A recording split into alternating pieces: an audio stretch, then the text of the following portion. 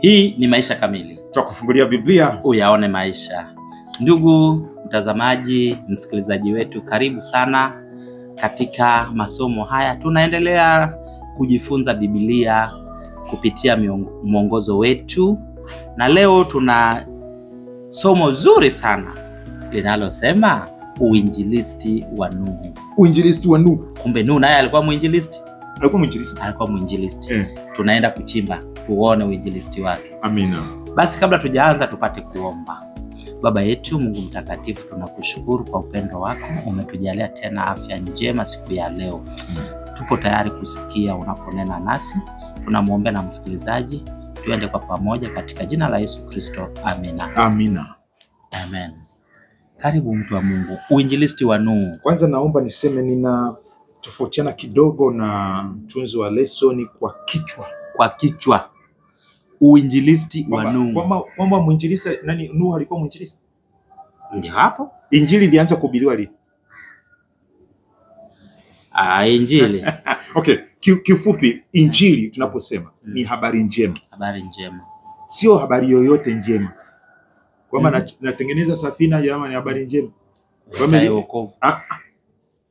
Ni ya kwamba Mungu hatimaye amekuja kama alivyoahidi. Kuokoa, kurejesha. Na hiyo ilitabiriwa. Utasoma Warumi sura ya kwanza mstari wa 3 kama ilivyotabiriwa. Sasa nyuma ya Nuhu hakuna utabiri nani kwamba Mungu sasa anaenda kuwa mfalme, sasa anaenda kuokoa kwa kushughulika na dhambi. Unajua injili ni habari njema ya Yesu Kristo. Habari njema. Naomba niseme, maana unajua unaweza kujikuta unasema kila anayesimama kuhubiri anahubiri injili. Injili anayohubiri Paulo, anayohubiri mitume inamhusu Yesu. Garika na nani safina ndio Yesu. Sasa mtu wa Mungu, nikisema kwamba ilikuwa maandalizi, kwa sababu wale tuende kwenye somo tu sasa. Sawa. Inawezekana tukatofautiana kwenye kichwa, lakini tuseme mimi nakubaliana kwamba mahubiri ya Nuhu sio uinjilisti wa Nuhu. Mahubiri ya Nuhu alikuwa ana ujumbe wa kutangaza. Kwa hiyo alihubiri. Okay. Sasa tuanze na Mathayo sura 24 mstari 37 mpaka 39. 24:37. Mazingira alipotangaza ujumbe huu. Ujumbe ulikuwa unahusu watu husika. Mathayo 24 mstari wa 37 na 39 tusome. Nasema, kwa maana kama vile ilivyokuwa siku ya Nuhu, ndivyo kutakavyokuwa kuja kwake Mwana wa Adamu. Kwa kuwa kama vile siku zile zilizokuwa kabla ya gharika, watu walivyokuwa wakila na kunywa, wakioa na kuolewa, hata siku ile aliyoingia Nuhu katika safina, wasitambue hata gharika ikaja ikawachukua wote, ndivyo kutakavyokuwa kuja kwake Mwana wa Adamu. Tunataka kujua haya mazingira aliyohubiri yalikuwa ya namna gani?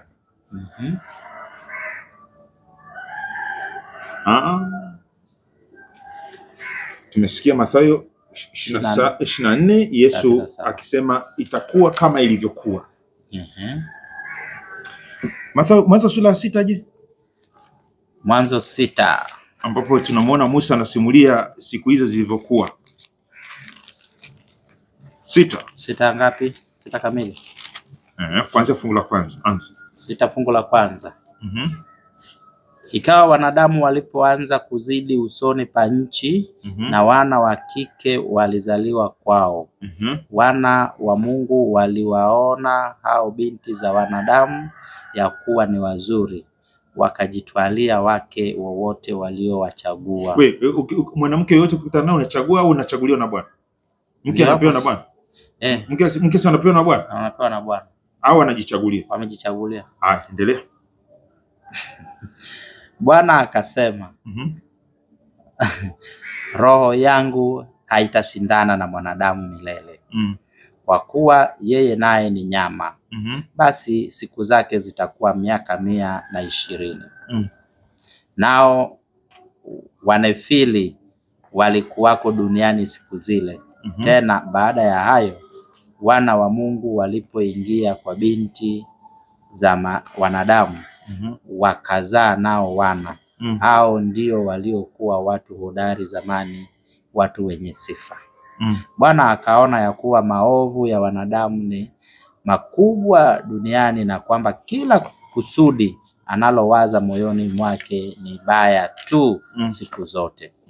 Bwana akagairi kwa kuwa amemfanya mwanadamu duniani, akahuzunika moyo. Bwana akasema, nitamfutilia mbali mwanadamu niliyemuumba usoni pa nchi, mwanadamu na mnyama na kitambaacho na ndege wa angani, kwa maana nagairi ya kwamba nimewafanya. Lakini Nuhu akapata neema machoni pa Bwana. Amina. Kuna kufanana kupi katika tunapozungumzia habari ya siku za Nuhu na siku hizi na siku za mwisho? Mwanzo ilikuwa ni mwanzo Nuhu ilivyoanza na hii mwishoni. Wewe unaona kuna kufanana kupi? Kufanana ni kwamba mazingira ya mwishoni, hali ya mwanadamu ni mbaya. Uovu umejaa. Hawasikii tena sauti ya Mungu. Ndio unavyosoma kwenye Mwanzo sura 6 au sura ya 6 ndio hapo sasa, kwamba usoni pa nchi palijaa uovu. Uovu gani? Walijitwalia walioa tu. Okay, anasema Yesu amesema kama ilivyokuwa walikuwa wanaoa na kuolewa. Kula na kunywa. Kwanza tuanze. Kuoa na kuolewa ni kutakatifu sio kutakatifu? Ni kutakatifu. Kula na kunywa ni kutakatifu sio kutakatifu? Ni kutakatifu. Ila unakula nini? Au unaoaje na unaolewaje? Kwa hiyo hapo walikuwa wanajifanyia wanavyotaka wenyewe, sio kwa maana. Kwa hiyo wakajisahau. Alafu kula na kunywa huku kuna uhusianaje na maovu? Tumeelekezwa vyakula vya kula. Vyakula gani? Sasa watu wanakula vyakula najisi. Mtu wa Mungu. Vitu najisi, kwamba hapa hao walikuwa nakula vitu najisi. Yaani mwishoni walikuwa nakula na kunywa wanavyotaka, sio vile vilivyoruhusiwa. Sio vile vilivyoruhusiwa. Haya, ninaweza nikakuuliza pia, labda muulizaji atauliza, kwani Mungu alikataza wapi vyakula aliainisha vyakula vya kuliwa na hivi havitakiwi kuliwa kabla ya sura hii ya 6? Kuna mahali popote? Tukubali tu kweli. Tukubali tu kweli. Waliambiwa waende wakalime. Watapata chakula. Lakini aliainisha vyakula gani mle na vyakula gani msile? Kweli kwa hapo toka Edeni tuseme pale. Kweli hapa. Lakini kuna nini hapa kuhusiana na kula na kunywa, kuoa na kuolewa? Itakuwa siku za mwisho kama ilivyokuwa pale mwanzo. Nini hapa? Mungu anahuzunika.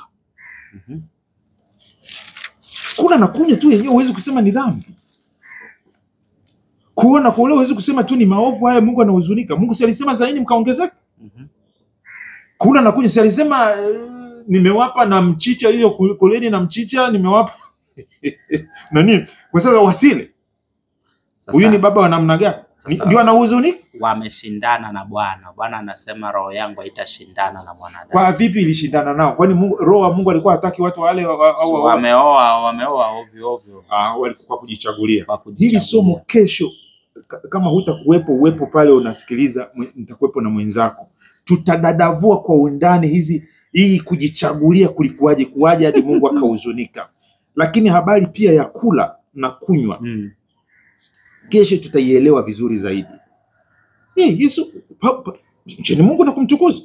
Mlapo mnywapo fanyeni yote kwa utukufu wa Mungu. Swala sio kwamba unakula najisi au unakula kwa utukufu wa Mungu, au unajisahau unadhani wewe umeumbwa kwa ajili ya kula au umeumbwa tu kwa ajili ya kuoa. Hapana, Mungu anatakiwa atukuzwe katika kula na katika kunywa. Imekaje hiyo? Imekaa vizuri. Katika kula, katika kunywa, katika kuoa, katika kuolewa, Mungu anatakiwa atukuzwe. Sasa tuko kwenye uinjilisti. Mungu ameshatangaza, hapana, nimehuzunika. Sitashindana na hao watu. Wanaifanyia wanavyotaka. Musa, huyu aliyepata kibali Nuhu alikuwa amepewa kazi. Waebrania sura ya 11 mstari wa 7 tuna tathmini ya kazi yake. 11 mstari wa 7, uinjilisti wake, mahubiri yake. Mnasema uinjilisti? Mahubiri yake. 11 mstari wa 7. Waebrania 11 mstari wa 7. 11 mstari wa 7 inasema, kwa imani Nuhu akiisha kuonywa na Mungu katika habari za mambo yasiyoonekana, bado kwa jinsi alivyomcha Mungu aliunda safina apate kuokoa nyumba yake. Na hivyo akahukumu makosa ulimwengu, akawa mrithi wa haki ipatikanayo kwa imani. Kuna haki ipatikanayo kwa imani. Haki ipatikanayo kwa imani.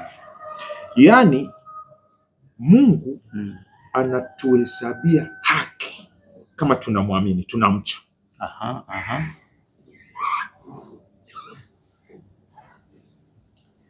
Na sasa huyu alikuwa amesikia tu neno lisiloonekana. Unajua maneno hayaonekani. Anaambiwa tu, naenda nimehuzunika, naenda kuleta gharika, tengeneza safina. Ni maneno yanaonekana. Kwanza hujawahi kuiona mvua hata siku moja, yani kwa macho makavu. Hayo akaona kwa macho ya imani.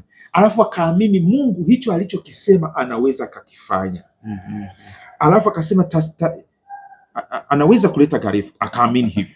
Alafu kwamba mimi nataka kuokoa pia. Sio tu nataka kuangamiza waovu, nataka kuokoa wanaoniogopa mimi, wanaoniamini mimi. Tengeneza safina. Alivyomcha Mungu, hao wengine wanaendelea kuoa na kuolewa, kunywa na kuoa. Hivi unajua kunywa na kula ni vitu vinavyoonekana? Ndo ni vitu vinavyoonekana. Watu walikuwa busy.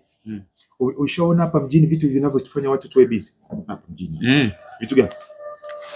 Kula, tafuta hela. Watu wako busy wanakula. Wewe mbona unakwepa? Harusi, kuoa na kula, ndoa zinavunjika sana. Lakini angalia jinsi ambavyo kila siku michango. Alafu ukaambiwa Mungu analeta hukumu, hasira mwana kondoo inakuja. Eti anataka hizi pesa tuzipeleke gerezani, tupeleke na hospitalini. Hawatakuelewa. Masha changa hela kesho kitchen party. Kesho send off. Alafu hizo hela wapeleke gerezani. Sasa uinjilisti ambao tunaweza tukafanya leo kwa watu ambao wanajali mambo ya tumbo, mambo ya sexy, mambo ya power. Uinjilisti unadhani leo tunaweza kufanya kama alivyofanya mahubiri yake Nuhu? Unadhani ni aina gani? Nuhu alijenga safina. Anasema akahukumu ule ulimwengu kwamba umekosa. Alifanya tofauti. Sisi leo tunaweza kufanya vipi tofauti? Saa ya hukumu yake imekuja. Unajua hii kitu, saa ya hukumu yake imekuja, tunachukulia kwamba tupande mimbara. Anasema mtachomwa moto, mnakula ovyo, mnawaona ovyo, si ndio hivyo? Lakini anasema alihukumu ulimwengu kuwa umekosa kwa kujenga safina. Kuonyesha imani yake kwa Mungu kwa kujenga safina. Wokovu. Maana ilikuwa ni njia ya wokovu safina, si ndio? Leo hii tunaweza kufanyaje kama Nuhu? Kama Nuhu, sisi tunaweza tukawahurumia wanaohitaji huruma. Wagonjwa, wafungwa. Maana wengine pamoja na kufungwa, wengine wameonewa. lakini bado ni watoto wa Mungu, wanahitaji huruma.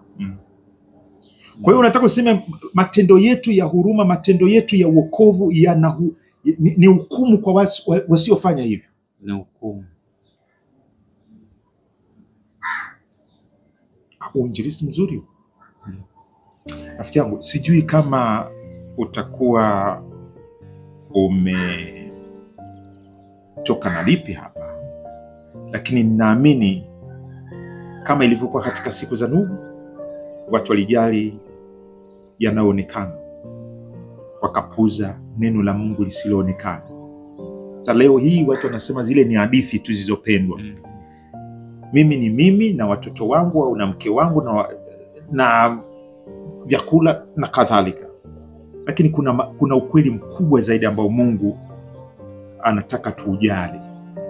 Nataka tujali wokovu wa wengine. Na tunaweza tukaonyesha imani yetu kwa Mungu na kumcha Mungu. Sio tu kulaumu, lakini kujenga.